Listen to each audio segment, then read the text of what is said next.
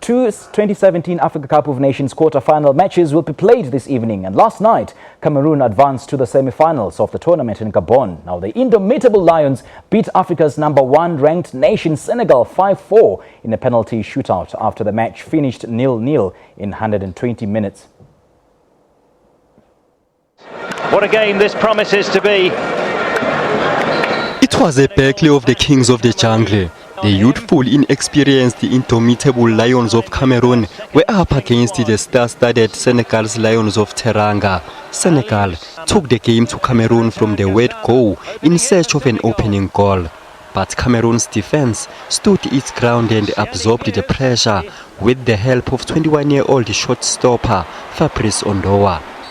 Nothing could separate the two sides inside 90 minutes thanks to fine saves. In extra time, Liverpool's Sadio Mane made a solo run from the center line, but his effort was comfortably collected by Ondoa. It's a beauty! It's well done again by Fabrice Ondoa. On the other end, Adulei Diallo made a brilliant save to deny Jacques Zoua. Not done with yet! What an opportunity! Diallo makes his biggest save of the game. The match had to be decided by the lottery of penalty shootouts. After the first four from both sides were brilliantly put behind the net, Mane stepped up for Senegal's fifth. With a huge responsibility on his shoulders, Mane saved by the 21-year-old. Ondoa thwarts the most expensive man in African football. Vincent Aboubakar sent Cameroon to the semi-finals with his strike. Vincent Aboubakar!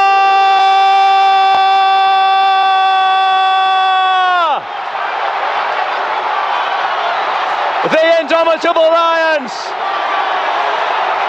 have knocked out the Teranga Lions. 5-4 on penalties after it ended 0-0 after extra time. Meanwhile, the Democratic Republic of Congo will be up against Ghana in another quarterfinal match at 6 p.m. The Black Stars of Ghana, however, might be without their talisman and captain Asamoah Gyan, who was replaced in the first half against Egypt on Wednesday after picking up an injury. And the 7-time AFCON champions, Egypt, will square up against Morocco at 9 p.m. The Pharaohs are a force to be reckoned with in African football, but they should expect an acid test from their fellow North Africans. Mduduzi Ndlovu, SABC News. Oh, quite electrifying matches there. Let's now welcome in studio our very own sports analyst, Coudjoe Amankwaa. Very good afternoon to you, Coudjoe. Thank you so much for joining us. Thank you very much for having me. Indeed, indeed. Now, when the tournament began, there were only 4 out of 16 African coaches. Could this be an indication that we don't trust our own local coaches? Very interesting, a very tough question, but I guess it's a bit of an anomaly in as far as African football is concerned. Charity should begin at home. Yeah. We should capacitate our own people. We should make sure that as players who have played the game at the highest level and have the desire to be coaches are supported by national confederations to seek knowledge, learn and get batches to ensure that they are in tune with modern day trends.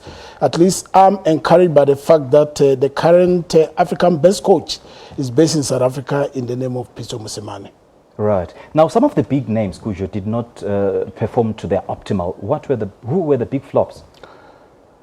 For me, very interesting. I had high hopes for Algeria to do well in this very tournament against the backdrop that we had Riyad Mahrez, who took Leicester City to win the English Premier League. It was 1 to 5,000 at the beginning of that season, and when the season ended, they won it against all odds. Those type of stories don't happen every day they happen every 10, 20 years. And for me, the Leicesterization of football in England became something that people talk about, and it's going to live with us for some time to come. And Real Madrid, even though he scored 2 goals before leaving, they were a bit of a flop for me because they couldn't progress to the knockout stages, and it was very sad to see that. Again, Ivory Coast with Wilfred Zaha, of course, Wilfred Bony coming into the tournament against the backdrop that we didn't have Yaya Toure, Kolo Toure, and of course Jevino couldn't do well. They were the defending champions.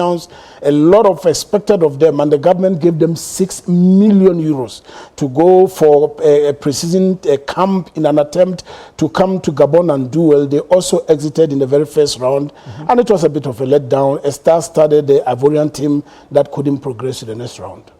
Now, Burkina Faso beat Tunisia 2-0 to advance to the semi-finals. What's your analysis of that match? Did the Stallions deserve it? Against all odds, Burkina Faso went into the tournaments as underdogs. A number of people had high praises for the Tunisians who have been playing well and getting into, in my view, what I'll call the knockout stages. And they were supposed to progress to the last 4. And this is what football is about.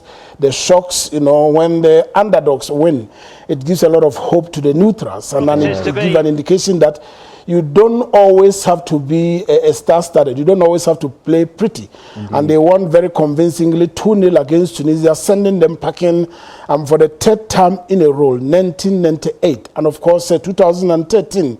And this time around, Burkina Faso make it into the semi-finals for a record 3rd time. A very good omen for them, against the backdrop that some of their star players were injured. The likes of Jonathan Petroipa. He wasn't in the team, but the likes of Charles Kabore came to the party and made sure that they brushed Tunisia aside, and a number of people have put their money on Tunisia, in my view, to go to the next round.